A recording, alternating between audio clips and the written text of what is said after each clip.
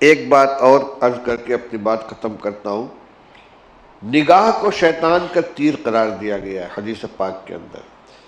اس زمانے میں دو گناہ بہت عام ہو گئے ہیں. ایک نگاہ کی بے احتیاطی، ایک زبان کی بد احتیاطی، بد نظری و بد کلامی. رسول اللہ صلی اللہ علیہ وسلم نے فرمایا زیادہ تر لوگ جو جہنم میں جائیں گے تو زبان کی بد احتیاطی کی وجہ سے جائیں گے.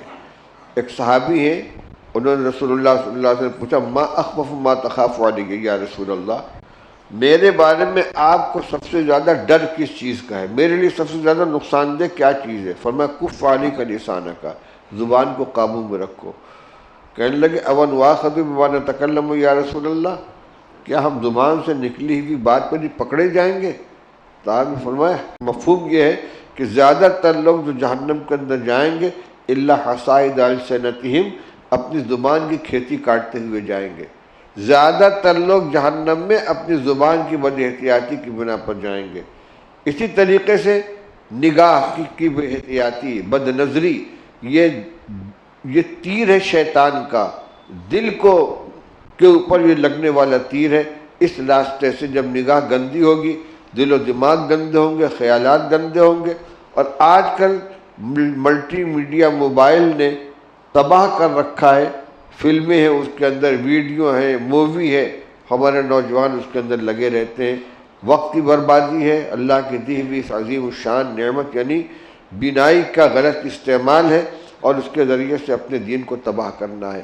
اس لیے میں یہ درخواست کرتا ہوں کہ کم سے کم اپنے ان دو اعضاء کی بھرپور حفاظت کریں تو انشاءاللہ اور باقی اعضاء کی گناہوں سے حفاظت ہو جائے گی.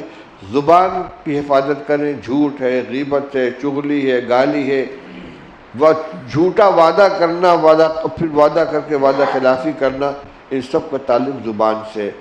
گویا میں عرض یہ کرنا چاہتا ہوں کہ ادخلوا فی السلم کافہ میں اللہ جل شانہ نے جو ہم کو پورے دین میں داخل ہونے کی ہدایت دی ہے، اس کی تاکید فرمائی ہے اور ایسا نہ کرنے والوں کو شیطان کی پیروی کرنے والا قرار دیا ہے. تو ہمیں اپنی ہر چیز کے اوپر نظر رکھنی چاہیے. رمضان مبارک کا مہینہ گزرا ہے، نمازوں کا اہتمام باقی رکھیں، کچھ نہ کچھ وقت تلاوت کے لیے نکالیں، خود بھی تلاوت کریں، گھر میں بھی تلاوت کا اہتمام کروائیں.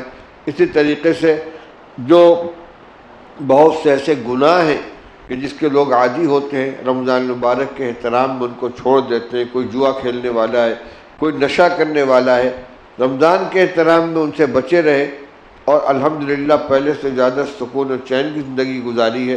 تو رمضان مبارک کے بعد بھی ان گناہوں سے اپنے آپ کو بچانے کی کوشش کریں.